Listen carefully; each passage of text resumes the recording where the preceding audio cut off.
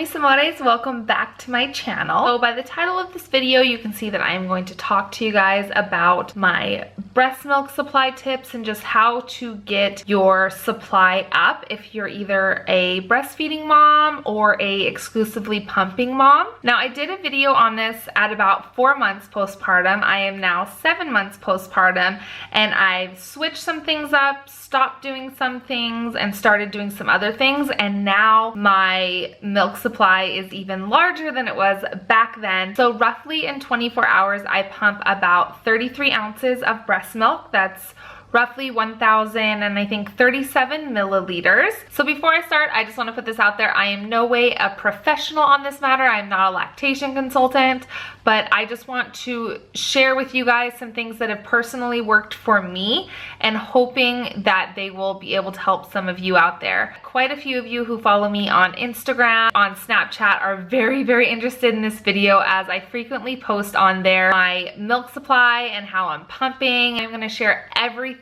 with you guys, from my diet as well as any supplements I'm taking or not taking, also my pumping routine, some other things that I have found helpful along the way. So just a little backstory, if you have not seen my previous video, I did struggle with my milk supply probably within the first month or so. Then I did some stuff that I'm going to talk about in this video and I was able to get my supply up, and now my supply is continuing to increase. I do exclusively breastfeed, so you might be wondering why I am so focused on pumping so much.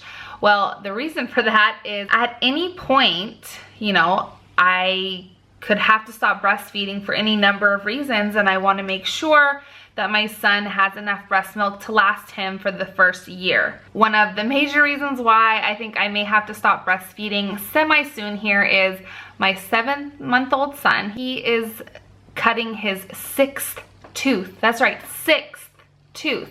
And yes, he bites me. Second he draws blood, it's a wrap. I would like to have my nipples stay attached to my breast. That is why I am so focused and dedicated to building my freezer stash and pumping my milk at this point. So at about 6 months, I did have a decrease in my milk supply, a significant one.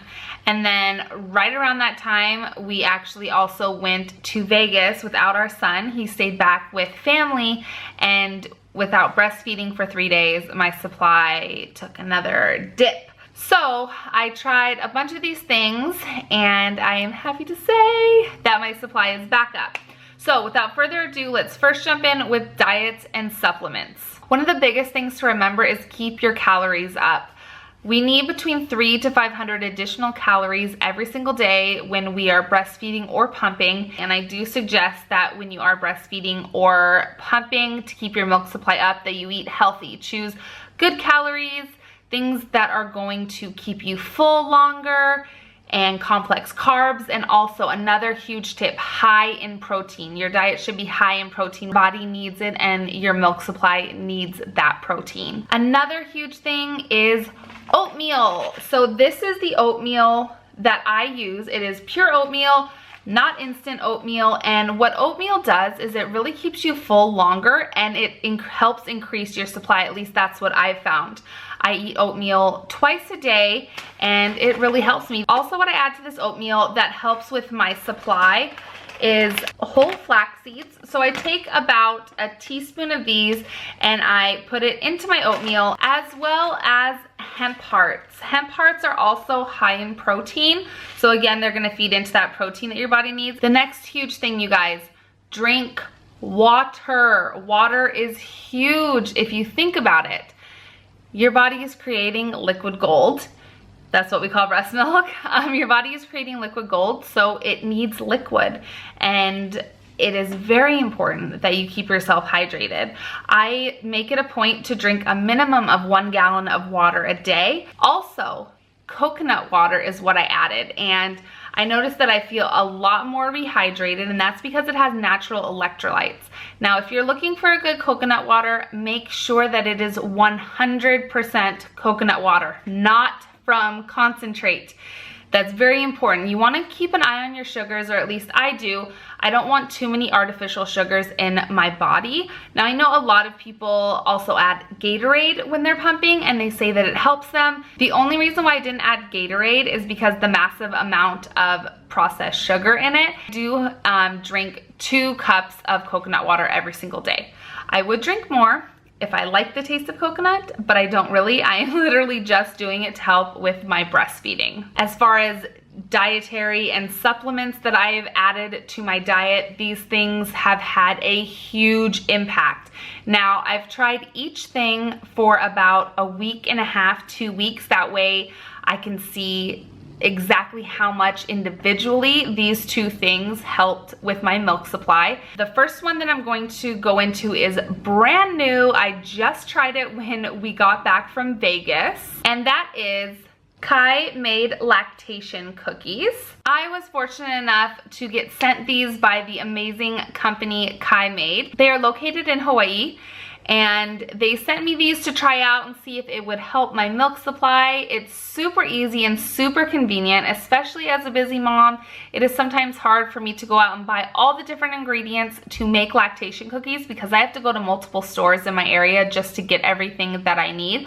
Whereas with KAIMADE, they send you the bag and you just mix everything together, pop it in the oven, and then they come out and they are delicious. I had the oatmeal and white chocolate chip. They were honestly the best cookies.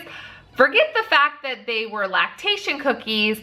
These cookies were just delicious. And I have to tell you, by day 3, my supply had increased by 2 ounces on each breast. And it stayed that way the entire time that I was eating them.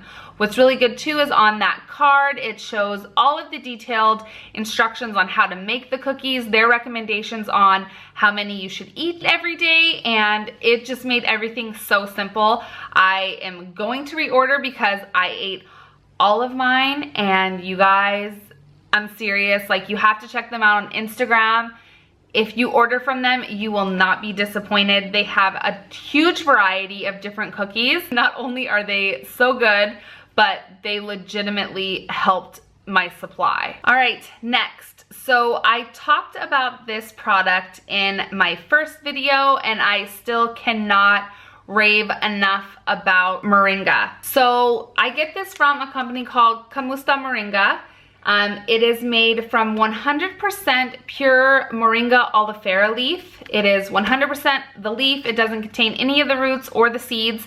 Moringa is a superfood, you guys. It has so many benefits. It would literally take me like a whole video to tell you the potassium, the vitamins. Even if you're not breastfeeding, there are still health benefits here. The directions say 1 teaspoon daily, and you can add it to a tea, you can add it to a smoothie or a shake or anything like that. However, when my supply has dipped, I actually will go to the extreme and I take 2 tablespoons a day, and usually by the 3rd day, my breasts are pretty full. So when I'm taking Moringa consistently, I don't have an issue with my milk supply.